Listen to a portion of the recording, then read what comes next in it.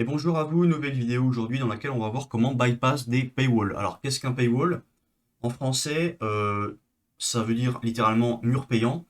Et qu'est-ce que c'est concrètement? En fait, c'est quand on va par exemple sur un article et qu'ici on doit s'abonner parce qu'on ne peut pas accéder à tout l'article. Voilà, donc ça c'est un paywall, c'est un type de paywall. Aujourd'hui, je vais vous montrer comment faire pour bypass certains paywalls parce que tous ne fonctionnent pas.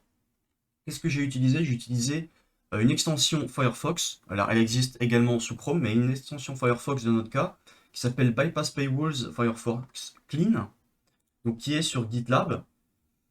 On va pouvoir télécharger directement en cliquant ici au niveau de la release. Donc, c'est un fichier XPI à télécharger. Ensuite, une fois qu'on aura fait ça, on aura juste à aller dans les paramètres. Hop, on se rend dans les paramètres. On va au niveau des extensions, en bas à gauche, extensions et thèmes. Dans la partie extension, on clique sur la roue crantée, on fait installer un module depuis un fichier et on va chercher le fichier dans nos dossiers, le fichier qu'on vient de télécharger qui est en .xp, je sais plus quoi, alors attendez, on y retourne, IPX, un truc comme ça, XPI, .xpi. Donc on le sélectionne et ce sera directement installé ici. Là on peut voir que l'application est bien installée. Alors qu'est-ce que ça va faire? Ça va nous permettre justement, comme je vous l'ai dit au début, de bypass des paywalls. Alors, tous les sites ne sont pas ajoutés. On peut voir ici list of supported websites. Alors, il y en a plein dans le monde entier. Il y en a beaucoup aux États-Unis qui sont supportés, qui permettent de bypass ça. Si on descend un petit peu et qu'on va en France, on peut voir qu'il y en a quand même quelques-uns. Par exemple, 60 millions de consommateurs. Il y a beaucoup de journaux aussi. L'Obs, Le Parisien, il y a quoi encore? Par exemple, Marianne, Valeurs Actuelles, Les Échos. Bon, voilà, il y a plein de journaux qui peuvent être bypass. Comment ça fonctionne concrètement ensuite? On a juste à aller sur l'article qu'on veut lire. Donc là, en l'occurrence, on ne peut pas parce qu'on doit s'abonner. On va dans les extensions. On va sur notre fameuse extension. On clique dessus. Et là, donc là, elle est éteinte pour l'instant. On clique dessus pour l'activer. Donc ça passe rouge. La page est rafraîchie. Et maintenant, si on descend, on peut voir qu'on a accès à tout l'article.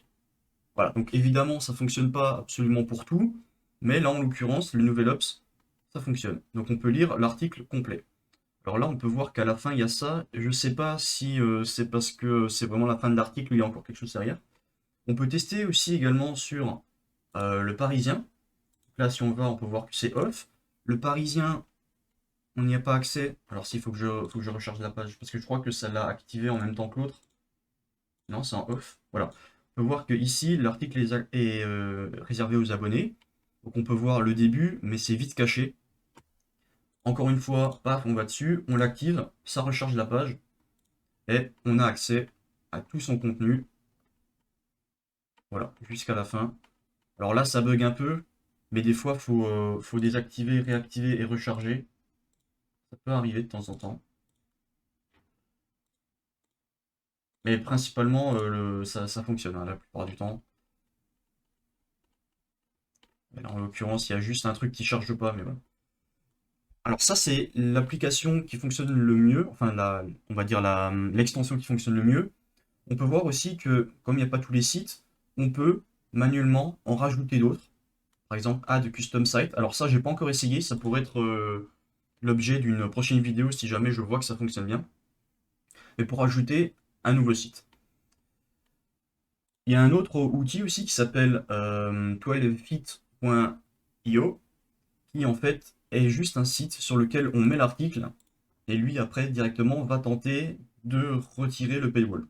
Alors comment ça fonctionne concrètement? Ça se base sur le cache Google. C'est-à-dire que Google utilise des robots pour, on va dire, crawler les sites pour qu'ils soient référencés sur le moteur de recherche Google. Et ces robots, en fait, pour aller voir au niveau des sites, sont obligés de le parcourir. Et du coup, quand Google met en cache un article, souvent cet article ne contient pas de paywall. C'est l'article complet. Et du coup, en fait, ce site-là, qu'est-ce qu'il va faire? Il va juste aller voir sur un site web s'il y a un cache de présent. Et s'il y a un cache de présent, il va l'afficher. Et potentiellement, ce cache, dedans, il n'y a pas de paywall. On peut aussi le faire manuellement, au lieu d'utiliser ce site-là. Comment faire pour accéder au cache Google? Très simple. En fait, on a juste à dans l'URL, faire cache. Alors, il faut que Google soit notre moteur de recherche par défaut, évidemment. On a juste à mettre cache, deux points, l'URL derrière, et ça va directement faire la recherche. Là, évidemment, ça prend du temps. Peut-être que c'est parce que l'application en même temps est activée et que ça bug. Non. Mais là, on peut voir qu'en l'occurrence, on est bien redirigé sur webcache.googleusercontent.com. On avait la requête c'est cache avec tout notre site web. On peut voir que ici, on a un 404 parce que le robot Google n'a pas encore indexé, ne l'a pas encore mis en cache. Donc là, ça veut dire qu'on ne peut pas y accéder. Si on ne peut pas y accéder, ça veut dire que en fait, ce site-là ne va pas pouvoir y avoir accès non plus. Si on tente de remove le paywall, peut-être lui tente d'accéder au cache de Google. Si on attend un peu que la page charge, normalement, ça bypassera pas. Voilà. Cet article est réservé aux abonnés et on n'y a toujours pas accès. Par contre, si Google s'était en cache, lui aurait potentiellement pu y accéder également. Autre technique aussi qu'on peut faire, c'est aller sur Wayback Machine ou n'importe quel outil qui permet d'archiver des pages web. Wayback Machine. Wayback Machine, alors ça marche très rarement, mais parfois il se peut que le site soit référencé et que dessus il n'y ait pas de paywall, donc qu'on puisse encore bypass. Voilà, n'hésitez pas à me dire surtout si la vidéo vous a plu, à me laisser un petit pouce bleu, ça fait toujours plaisir, et on se dit à la prochaine. Allez, bye bye.